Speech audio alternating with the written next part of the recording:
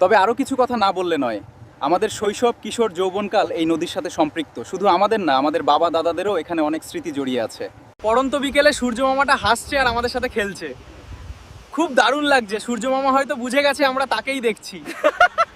নদীর পাশে বাড়ি হওয়ায় আমাদের অনেক সুবিধা হয়েছে। আমরা এই অঞ্চলের মানুষ মাছ খুব কম বাজার থেকে কিনে খাই, কারণ নদী থেকে আমরা প্রতিদিন মাছ ধরতে পারি। হ্যাঁ, এটা আমাদের অনেক বড় সুবিধা। আমাদের এটা একটা উপার্জনের রাস্তা।